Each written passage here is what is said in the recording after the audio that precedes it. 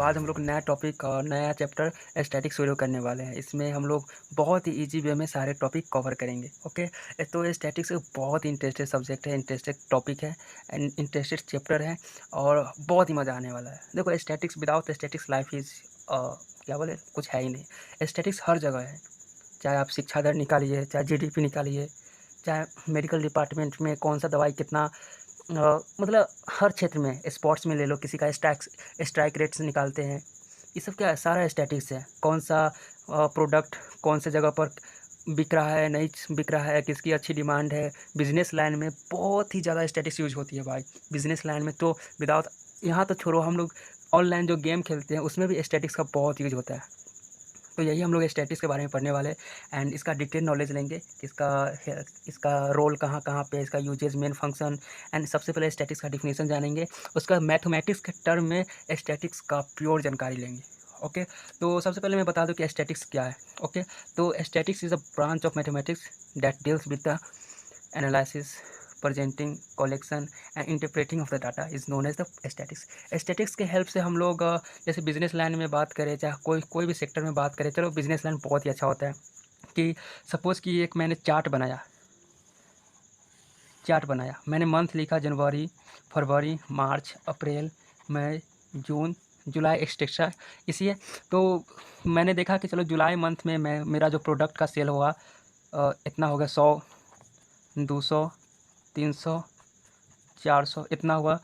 और फरवरी में मेरा सपोज़ 250 हो गया, मार्च में फिर थोड़ा सा गिरावट हुआ, अप्रैल में सबसे ज़्यादा हुआ 400, मई में हुआ नहीं एंड जून में 300 हुआ। तो ये जो हम लोग आंकड़ा निकाल रहे हैं, ये सब क्या है, हमारा स्टैटिक्स है। एंड इस आंकड़े के, इस डाटा के हेल्प से हम लोग फ्यूचर डिसाइड करेंगे कि हाँ, कि आने वाले क्षेत्र में, मतलब कि आने वाले दिनों में हम किस तरह से हम लोग प्रोडक्ट को सेल करेंगे और कौन सा प्रोडक्ट का अच्छा डिमांड है कौन सी जगह पर, ये सब अच्छा से डिसीजन ले सकेंगे। किसके हेल्प से? With the help of statics.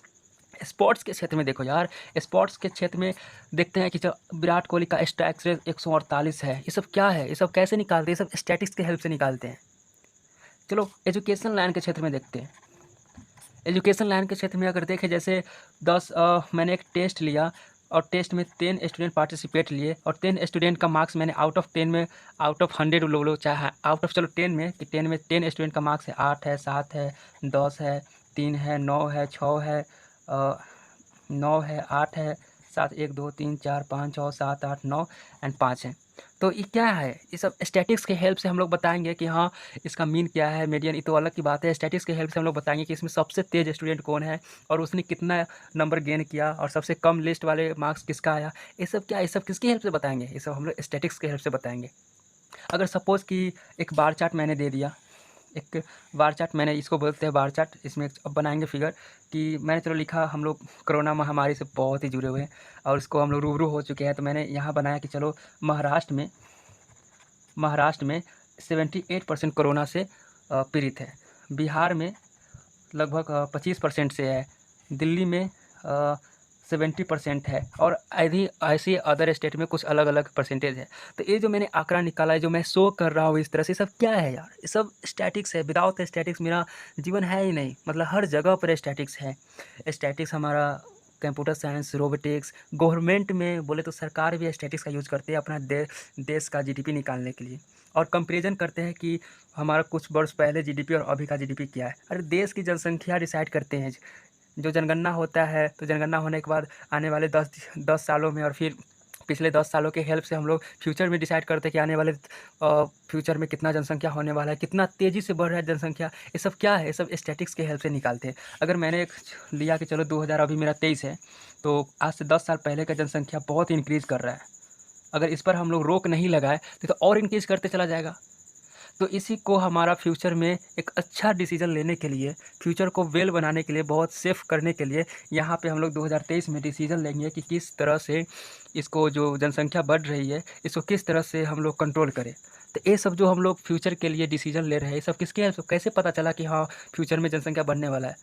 क्योंकि मैंने 10 साल का डाटा लिया और देखा कि हर ईयर में इसका ग्रोथ ही हो रहा है, इंडिया का पॉपुलेशन ग्रोथ हो रहा है। तो ग्रोथ हो रहा है, तो 2023 में इतना है, तो आने वाला अगर कंट्रोल नहीं करे तो क्या हो जाएगा? और बढ़ते चला जाएगा।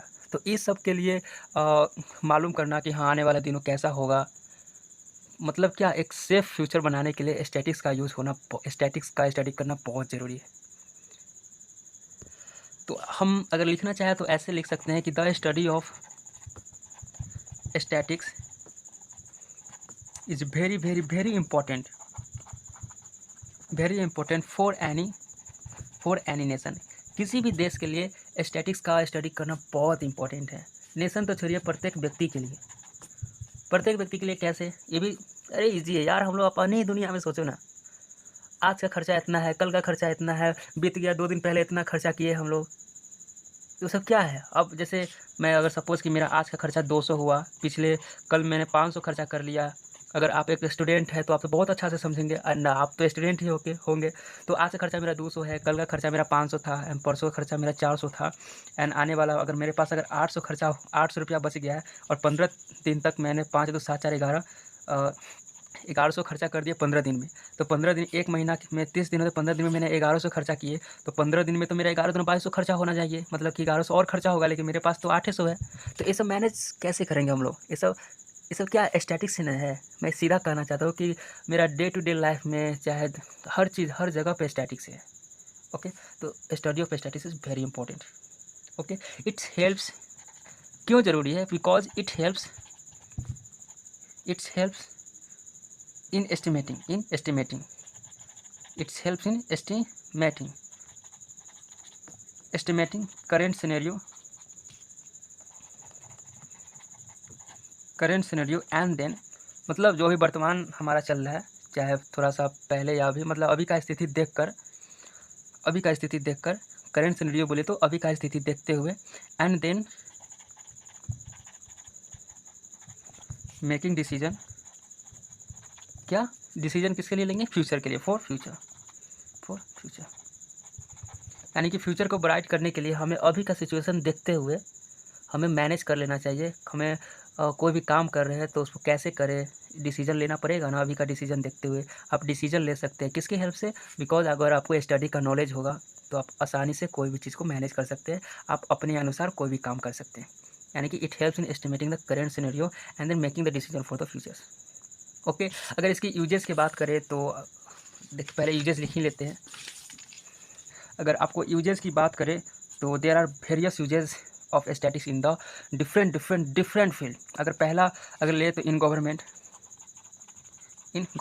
देखो कोई भी योजना निकलती है, हमारा 5 वर्षीय योजना, चाहे त्रिवर्षीय योजना, चाहे कोई भी नल जल योजना, चाहे कुछ भी योजना निकलती है, तो हम लोग उसमें क्या देश के लिए निकालते हैं, देश के लोग के बेनिफिट के लिए निकालते हैं, कि जिससे हमारा प्रति व्यक्ति आय, जिसको बोलते हैं इनकम, प्रत्येक व्यक्ति का इनकम में ग्रोथ हो। मतलब सीधा बात बोले तो हेल्थ, एजुकेशन एंड रोटी कपड़ा मकान के लिए ही कोई भी योजना निकलती है, एंड एजुकेशन के लिए। तो ये सब कैसे निकलता है? Because of the help of the study of statics. Statics का हेल्प स्टडी करता है कि अभी जैसे शिक्षा सपोज 28% शिक्षा है पूरा। एक एग्जांपल में ले रहे हैं कि 2020 में 28% शिक्षा थी, 2021 में 30% हो गया, 2021 में 30% है, 2022 में 49% है, एंड 2023 में अभी हमारा 72% है। तो मैंने एक देखा सीट डाटा तैयार किया कि 2020 में इतना है, 2023 में 72% है, तो इंक्रीज़ कर रहा है। तो क्या है, स्टैटिक्स के हेल्प से हम लोग देख ले कि हाँ मेरा शिक्षा दर बढ़ रही है, तो और अच्छी बात है कि हाँ जो कोई भी योजना निकला है शिक्षा के लिए, जो मैंने रूल नियम लगाया है, बहुत ही अच्छे से काम कर रहा है, जिससे आने वाले दिनों में फ्यूचर ब्राइट रहे हमारा शिक्षा डिपार्टमेंट में, शिक्षा सेक्टर में, एजुकेशन सेक्टर में। तो ये सब क्या है, ये सब हम लोग स्टैटिक्स की हेल्प से निकालते हैं। ओके, स्टैटिक्स के हेल्प से हम लोग देश का कंडीशन कंपेयर करते हैं कि पिछले 10 सालों में और आने वाले 10 सालों में अभी का सिचुएशन कैसा है। ये सब क्या है, स्टैटिक्स के हेल्प से कंपेयर करते हैं। स्टैटिक्स के हेल्प से हम लोग जीडीपी डिसाइड करते हैं कि हाँ पहले का जीडीपी और अभी का जीडीपी क्या है, चाहे मेरे देश का जीडीपी और किसी और देश का जीडीपी क्या है। ये सब क्या है, किसी मतलब कि कंपेयर करना भी स्टैटिक्स है। अगर हम आपके बीच में कंपेयर कर रहे हैं तो कुछ ना कुछ लेकर ही ना कंपेयर करेंगे, तो वो हमारा क्या है, स्टैटिक्स है। ओके, स्टैटिक्स का यूज़ हमारा वेदर फोरकास्टिंग में, मौसम का पूर्वानुमान में। ओके, नेचुरल डिजास्टर से बचने के लिए हम लोग स्टैटिक्स का यूज़ करते हैं। जैसे हमारा देखिए, नेचुरल डिजास्टर बोले तो प्राकृतिक आपदा, प्राकृतिक आपदा तो आता है तो हम लोग उससे बच नहीं सकते हैं, लेकिन उसका जो अफेक्ट है उसे तो कम कर सकते हैं ना। तो ये सब जो हम लोग सोचते हैं, डिसीजन लेते हैं, किसके हेल्प से? Because of the study of the statics. Statics का यूज़ हमारे स्पोर्ट्स में भी बहुत अच्छा खासा होता है। किसका स्टैटिक्स कितना है, किसका प्रदर्शन अच्छा हो रहा है। अगर पिछले 5 मैचों में विराट कोहली का प्रदर्शन अगर बहुत अच्छा है तो फिर आगे वाले मैचों में उसे खेला जाएगा, खेलने के लिए मौका मिलेगा। तो इसे किसके हेल्प से निकालते हैं? स्टैटिक्स के हेल्प से निकालते हैं। ओके, स्टैटिक्स का यूज़ एजुकेशन में, स्टैटिक्स का हेल्प बिजनेस में भी होता है। देखिए, छोटा हो चाहे बड़ा हो, हर जगह स्टैटिक्स है। एक डाटा तैयार करके रखा कि कौन सा व्यक्ति कितना रुपया लिया एंड कितना रुपया दिया, ये सब क्या है? स्टैटिक्स है। मैंने कितने एक मंथ में कितने दवाई बेचे, चाहे कितने प्रोडक्ट बेचे, कितने प्रोडक्ट फिर मंगवाया, कितने प्रोडक्ट ख़राब हो गया, कितना प्रोडक्ट वेस्टेज गया, ये सब क्या है? हमारा स्टैटिक्स ही तो है। एक डाटा शीट तैयार करते हैं। डाटा शीट तैयार करना क्या कहलाता है? हमारा statics, study of statics. Okay, तो ऐसे भी 5 में ट्रांसपोर्टेशन, ये सब क्या है? ये सब यूजेज है हमारा कि स्टैटिक्स का यूज़ ये सब क्षेत्रों में होता है। ओके, रियल लाइफ में भी होते हैं हमारा। जैसे अगर हम जिम जा रहे हैं तो एक मंथ में हमारा इतना वेट लॉस हुआ है तो आने वाला मंथ में, आने वाला 3 मंथ में इतना वेट लॉस हो जाएगा। ये सब क्या है? स्टैटिक्स है। ओके, तो आई होप कि आपको स्टैटिक्स का यूजेज ये सब बहुत अच्छे समझ में आ गया होगा। तो अब हम इसका डिफिनीसन लिखते हैं। बहुत देर से डिफिनीसन नहीं लिखे। तो स्टैटिक्स क्या है? स्टैटिक्स एक साइंस है। Statics is a science. Statics is a science. चाहे लिख सकते हैं statics is a branch of mathematics,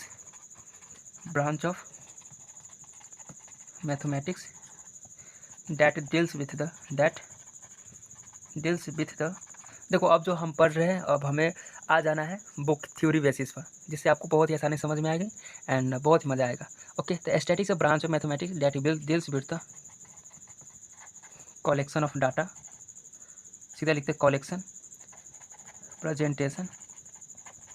अब आपको बेसिक लेवल से समझाना है। अब जितना मैंने गवर्नमेंट सेक्टर में अब कैसे स्टैटिक्स का यूज़ होगा, एजुकेशन में कैसे होगा, बिजनेस में कैसे होगा, ये सब तो पढ़ने के बाद ही ना पता चलेगा। इसलिए आप अब आसमान से उतर कर धरती पर आइए, बहुत ईजी वे में अब हम लोग समझेंगे। Statics is the branch of mathematics that deals with the collection, presentation, analysis and interpretation of given data. देखिए, स्टैटिक्स का डिफिनीसन हर जगह अलग अलग मिलेगा, लेकिन उसका जो मेन 4 पॉइंट हमेशा यही रहेगा: collection, representation, analysis, interpretation of data.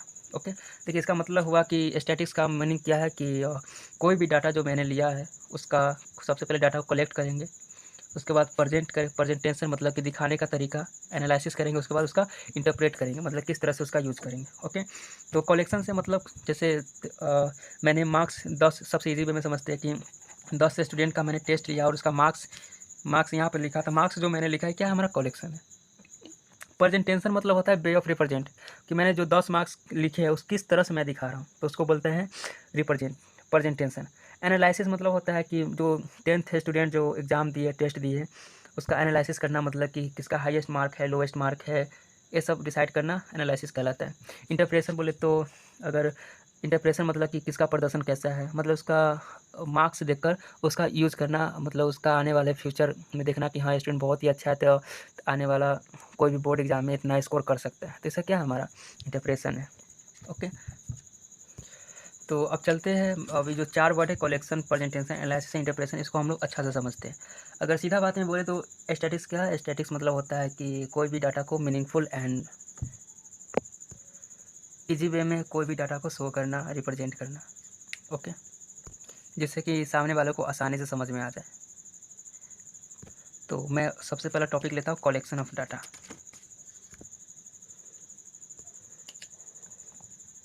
First, collection of data. मतलब इसमें हम लोग डाटा को कलेक्ट करेंगे। तो देखो, तो सबसे पहले डाटा 2 तरह से होते हैं। पहला होता है प्राइमरी डाटा एंड सेकेंड होता है secondary data, SECONDARY, secondary data. 2 तरह के होंगे। ओके, एक प्राइमरी डाटा उसको कहेंगे जिसमें कोई भी इन्वेस्टिगेटर खुद जाकर डाटा तैयार करेगा। कहने का मतलब, इन्वेस्टिगेटर जैसे मैंने आपको काम दिया कि आपको हाइट मेजर करना है अपने क्लासरूम के सारे स्टूडेंट को, तो आप क्या कीजिएगा, आप जाइएगा और सारे स्टूडेंट का हाइट मेजर करके एक डाटा शीट तैयार कीजिएगा। तो उसको बोलेंगे हम लोग प्राइमरी डाटा, कि जिसमें आप खुद गए और खुद से ही डाटा तैयार किए, एंड जो शीट मेरा तैयार हुआ उसको बोलेंगे प्राइमरी डाटा। जो डाटा मेरा तैयार होता है उसको बोलते हैं प्राइमरी डाटा। तो इसमें इसका डिफिनीशन लिखे तो क्या हो जाएगा, when the information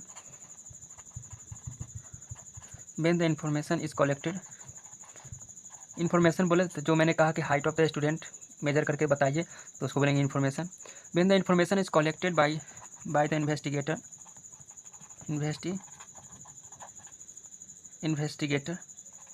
himself, या खुद से अगर लड़का होगा तो हिमसेल्फ मतलब खुद से, या हरसेल्फ मतलब खुद से डाटा तैयार करना, उसको कहेंगे जो खुद से जो डाटा तैयार करता है उसको बोलते हैं प्राइमरी डाटा।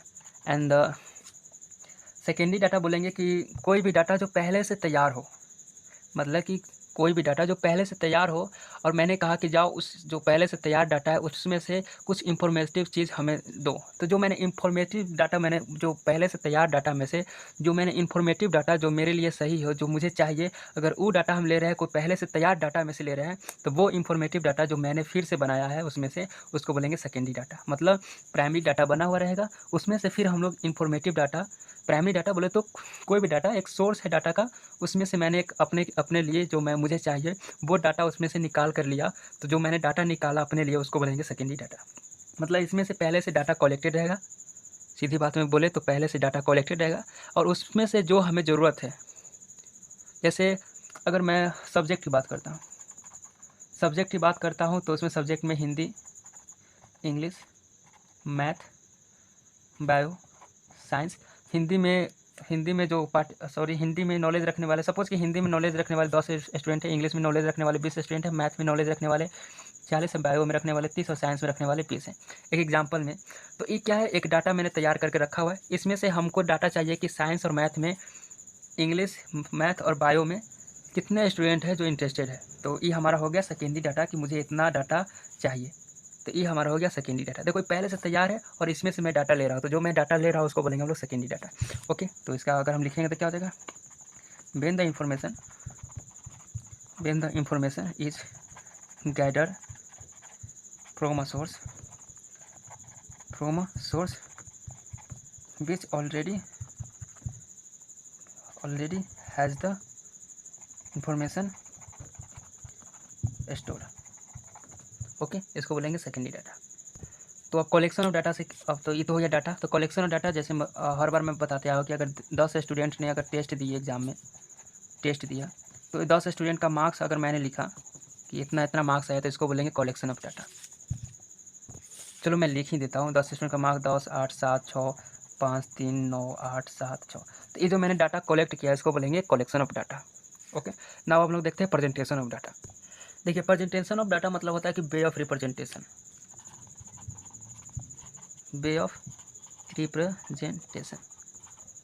देखिए जब मैंने डाटा कलेक्ट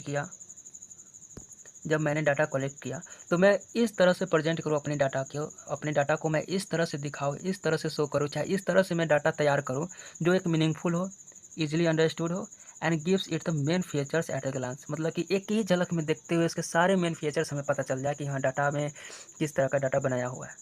तो इसको बोलेंगे प्रेजेंटेशन ऑफ डाटा। मतलब कि ऐसा डाटा को रिप्रेजेंट करना, ऐसे मतलब इस तरह से डाटा को रिप्रेजेंट करना कि वो डाटा मीनिंगफुल हो, इजीली अंडरस्टूडेबल हो, एंड देखते ही पता उसके सारे मेन फीचर्स को, मतलब सारे मेन फीचर्स का पता लग जाए कि हाँ डाटा में इस तरह से दिया गया है।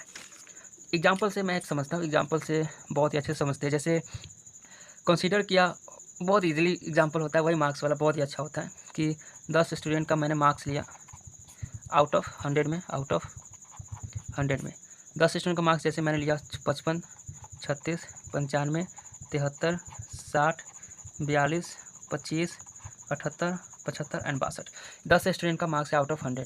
तो ये मैंने जो डाटा कलेक्ट, इसको जो मतलब इस तरह से मैं रो फॉर्म में लिखा हूँ, इसको बोलते हैं रो डाटा। उसको बोलेंगे जो हॉरिजॉन्टल लाइन में लिखा हो तो इसको बोलेंगे रो डाटा। अगर कॉलम में लिखा हो तो बोलेंगे कॉलम डाटा। तो ये रो है एक, इसे हम लोग रो बोलते हैं। अगर इस डायरेक्शन में लिखा हुआ डाटा इसको रो बोलते हैं, इसलिए हम लोग इसको कहें रो डाटा।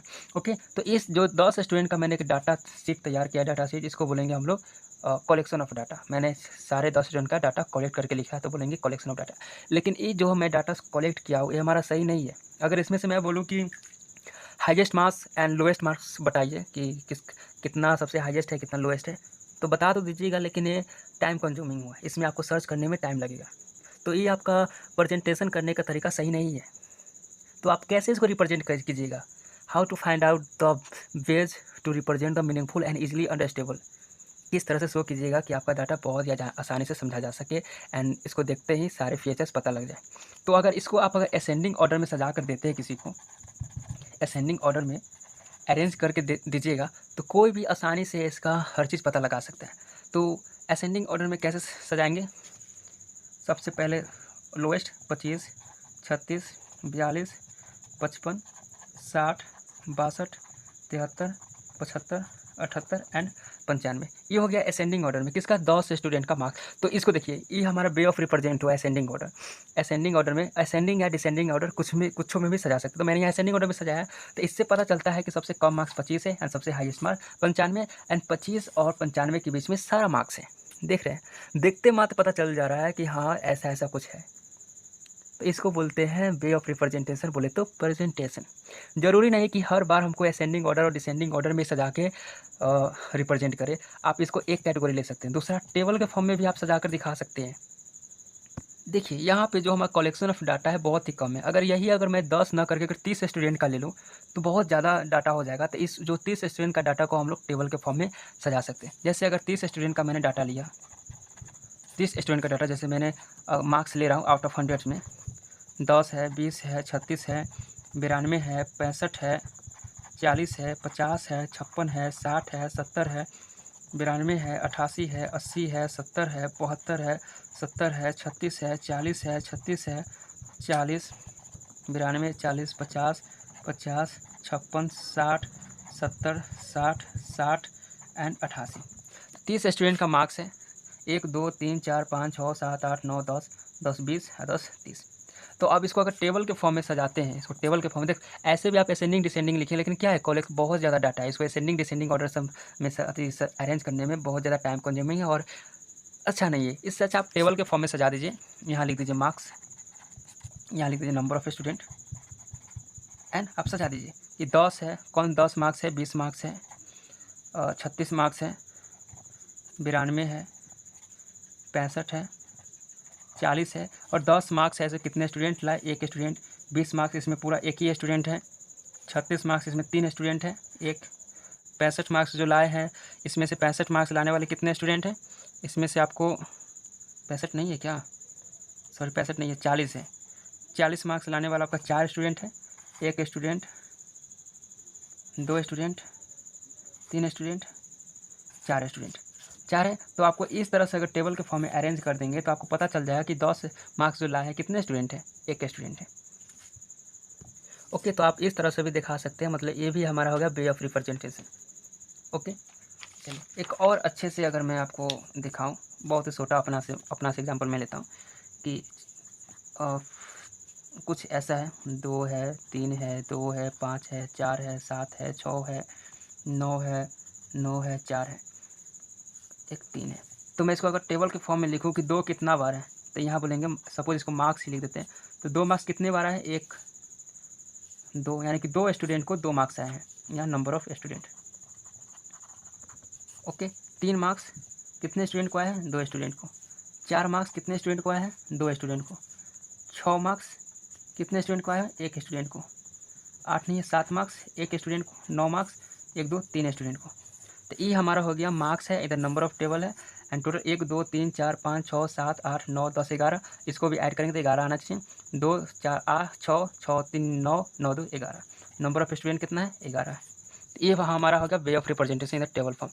तो देखिए, तो इसको बोलते हैं हम लोग ungroup frequency distribution table. Frequency बोले तो नंबर ऑफ़ स्टूडेंट, मतलब कि कितना बार कौन सा संख्या आया हुआ है उसको बोलते हैं फ्रीक्वेंसी। नंबर ऑफ़ टाइम्स कोई भी संख्या आया है, तो यहाँ पे 2 कितना बार है, यानी कि 2 का फ्रीक्वेंसी कितना है? 2 बार है। 3, 4 कितना बार आया है? 2 बार, यानी कि 4 का फ्रीक्वेंसी कितना है? 2 बार। अनग्रुप बोले तो जो मार्क्स है ग्रुप में नहीं लिखा, आपको पता चल जाएगा ग्रुप और अनग्रुप में क्या है।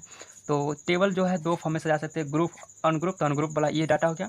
एक होता है group frequency distribution. Group frequency distribution का अगर मैं एग्जांपल लूँ, जैसे कि मैंने वेट लिया एंड नंबर ऑफ़ स्टूडेंट लिया। मैंने देखा कि मैंने वेट केजी में लेता हूँ, तो मैंने केजी में वेट किया कि 31 से 35 केजी के बीच में हमारे सपोज़ कि 9 स्टूडेंट हैं। 36 से 40 के बीच में हमारे 5 स्टूडेंट हैं। 41 से 45 केजी के बीच में 14 स्टूडेंट हैं। तो इस तरह से मैं टेबल बनाया। ओके, तो इस तरह से टेबल को हम लोग बोलेंगे ग्रुप फ्रीक्वेंसी डिस्ट्रीब्यूशन, जिसमें यहाँ पे 31 से 35 के बीच का 9 स्टूडेंट है। 36 से 40 ऐसे मैं और भी लिख सकता हूँ, 45-46 से लेकर 50 के बीच में 20 स्टूडेंट हैं। तो इस तरह से टेबल बनाना मतलब कि यहाँ पे क्या है, ग्रुपिंग है कि 31 से 35 के बीच में क्या है, 9 स्टूडेंट है। यहाँ पे ऐसा नहीं था, इसको बोलेंगे अनग्रुप, इसको बोलेंगे ग्रुप। तो जो ग्रुप में ये जो हम लिखे हैं इसको बोलते हैं क्लास इंटरवल। क्लास इंटरवल, इसको भी क्लास इंटरवल बोलेंगे, इसको भी क्लास इंटरवल, इसको भी क्लास इंटरवल। सपोज मैंने इस क्लास इंटरवल को लिया, तो इसमें इस टर्म को बोलेंगे लोअर क्लास लिमिट एंड इसको बोलेंगे अपर क्लास लिमिट एंड इस दोनों का डिफरेंस को बोलेंगे क्लास साइज। क्या बोलेंगे, क्लास साइज। ओके, तो इस तरह से हम लोग कोई भी डाटा को रिप्रेजेंट करते हैं। नाउ अगर हम लोग रिप्रेजेंटेशन को देखना चाहेंगे, तो आप रिप्रेजेंट करने का तीसरा तरीका ग्राफिकल रिप्रेजेंटेशन या सबसे अच्छा presentation, graphical presentation of data. Okay, तो कहते हैं ना, ग्राफिकल बोले तो पिक्चर। तो एक कहावत है कि one picture is better than the thousands word. Okay, मतलब कि वन पिक्चर्स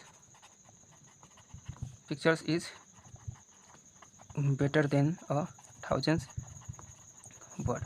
मतलब कि 1000 वर्ड से अच्छा है कि आप एक पिक्चर दर्शा दीजिए, वो 100,000 वर्ड्स के बराबर है। मतलब कि क्या है, तो आप कोई भी सेंटेंस से अच्छा, कोई भी आप थ्योरी बताने से अच्छा आप पिक्चर से समझा दीजिए ना, बहुत अच्छा समझ में आ जाएगा।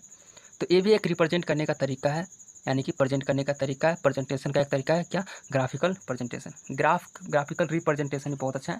ग्राफिकल रिप्रेजेंटेशन मतलब अगर ग्राफिकल तरीका से बताइएगा तो ये भी एक बहुत ईजिली अंडरस्टेबल है। ये तो बहुत ही ज़्यादा ईजी होता है अंडरस्टैंडिंग में, एंड कोई भी देखते ही पता चल जाएगा, कोई भी आदमी को देखते ही पता चल जाएगा कि हाँ ये क्या है, इसका मेन कैरेक्टरिस्टिक्स, फीचर, हर चीज़ पता लग जाता है। तो ग्राफिकल वे में हम लोग 3 टाइप्स के ग्राफ को शो करके बनाते हैं। पहला एक बार ग्राफ होता है, दूसरा होता है हिस्टोग्राम्स, तीसरा होता है फ्रीक्वेंसी पॉलीगॉन। देखिए, जो आप ग्राफ देखते हैं ऐसे, यहाँ कुछ रहता है, यहाँ कुछ रहता है, और ऐसे ऐसे करके लिखा हुआ रहता है। इस तरह से मतलब ग्राफिकल वे से रिप्रेजेंट करना हमारा कहलाता है ग्राफिकल रिप्रेजेंटेशन। ये क्या है, प्रेजेंटेशन ऑफ डाटा, जिससे हमको कोई भी डाटा को इजीली समझ में आता है। ओके, तो आज की क्लास बहुत ही लेंदी हो गई है, तो हम लोग नेक्स्ट क्लास में प्रेजेंटेशन ऑफ डाटा में ये तीनों कवर, उसके बाद एनालिसिस एंड इंटरप्रिटेशन के बारे में पढ़ेंगे। ओके, तो आपको आई होप ये वीडियो बहुत ही अच्छा लगा होगा एंड बहुत ईजी वे में आप स्टैटिक्स को समझ पाए होंगे। तो अगर आपको ये अच्छा लगा होगा तो प्लीज़ लाइक एंड शेयर करना नहीं भूलिएगा एंड सब्सक्राइब करना कर दीजिएगा। Okay, bye, thank you.